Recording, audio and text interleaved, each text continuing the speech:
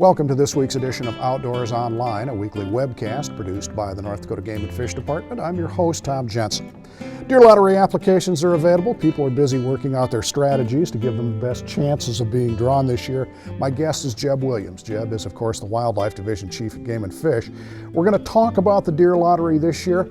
Jeb, sure most people know by now, we're only issuing the fewest licenses since 1978. Yeah, I no doubt that number caught some people's attention, as did last year's, Tom, and that's been unfortunately the trend we've seen since 2007, where license numbers have been What are the numbers specifically? Just over 43,275 licenses will be allocated this year.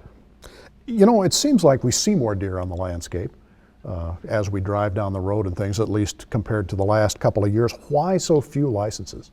Well, in the majority of our units, Tom, our harvest rates are still down. We're much below our management objectives in the majority units in the state, and people would like to see more deer on the landscape, and so we're continuing to cut those licenses in an attempt to have more deer in future years on the landscape. Now, what more deer will look like in some units is debatable, but as of right now, we're still trying to increase the population of the deer herds in most of those units. We're kind of in rebuilding mode, if you want to call it that. Well, yeah, I mean, we've gone through a real massive change over a 10-year period of time. I mean, it was a very, not even 10 years ago, where the department issued a record number of deer licenses for North Dakota. And I think a good reminder to put out to people on that, Tom, is that the years that the Game and Fish Department has issued more than 100,000 deer licenses, it's much more of the exception rather than has been the rule over the years in the years of deer management in North Dakota. So, you know, years of under 100,000 licenses, historically speaking, are much more of a normal practice in a prairie state like North Dakota. How long does it generally take the herd to replenish itself, weather permitting? Yeah, I mean, that obviously you bring up a good point there, is that there's some factors associated with that, and one of them being the obvious thing in North Dakota, weather does play a role. There's no doubt about that. But anytime we're talking about any species of wildlife, you're talking about habitat. Habitat drives those critters, drives the population, whether that population be high or low. And there's no doubt that weather can play a role in that, as far as some years maybe artificially helping populations. But again, if you don't have that good habitat base, over time you're not going to have those species numbers. And so we've just seen a big landscape change in a lot of units compared to 10 years ago. It simply are not going to be holding the same deer numbers, and not capable of holding the same deer numbers as they once did. Obviously, then, there are units that took a bigger hit than others as far as licenses go. Correct. Similar to last year, Tom, too, the eastern part of the state is the area that the majority of the reductions have come from. That's been the area that has been struggling the most. Flipping that a little bit, in the southwest part of the state, that's where we actually still have a few units that are above management objectives. But the eastern part of the state has been the area of concern. That's been where a majority of the habitat loss has taken place. And of course, they have received a little longer and a little extra special winter weather, a couple years ago, that some of the other parts of the state maybe did not receive. Jeb, let me ask you this. We are in the 4th or 5th year of offering no mule deer doe tags at all. In the Badlands units, they've responded well. I read that populations are up 25-30% in some areas.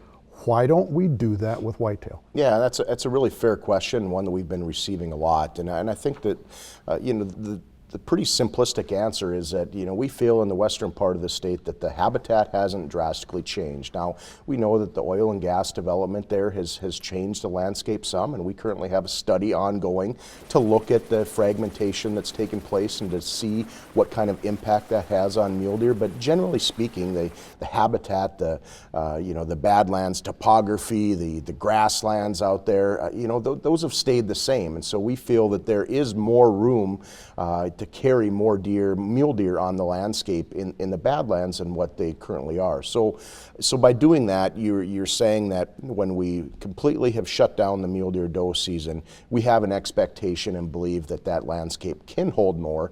Plus, mule deer's ability to respond reproductively is is not as much as a whitetail. Whitetails can respond reproductively quite a bit better than mule deer can.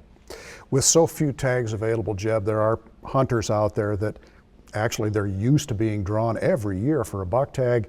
They could be facing not being drawn for anything this year. Are there things that they can do to get drawn, to change their odds? You know, we do know that people are very choosy about their units that they like to go in. I mean, it's a family-orientated thing. Number one, it's where Grandpa's farm is, or their own farm, or you know, Uncle's farm, friend's farm, that type of thing. We know that people generally maybe like to go home to those specific spots, and that's important. It's a special thing for people, and I can relate to that. But one of the things that people can do is if they aren't dead set on a specific unit, there are some units that people can shop around a little bit, because there are some opportunities in different units out there that still are pretty good draw odds. Or if somebody is a little more choosy about wanting to stay in that unit, but they just want to deer hunt, applying for that antlerless tag, of course, is going to be your best bet to participate in the deer gun season. All right, lottery apps are available now. When is the deadline, and when can people expect to hear their results? The deadline is June 3rd.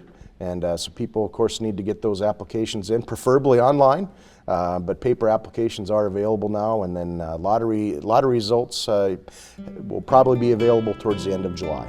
All right, Jeb, thanks. Thank you, Tom. There are a number of ways you can apply for one of those 43,275 available licenses in the 2015 Deer Lottery. The simplest is online. Log on to the Game and Fish website at gf.nd.gov and follow the links to the lottery application. Fill it out properly and pay the fee with a credit card. You can also fill out the old school paper application that are available at licensed vendors and sporting goods stores across the state, or you can apply over the phone by calling 1-800-406-6409. But remember, you must have your application submitted by the deadline Wednesday, June 3rd. For Jeb Williams and the rest of the staff here at North Dakota Game and Fish, thanks for joining us for Outdoors Online. We'll see you again next week.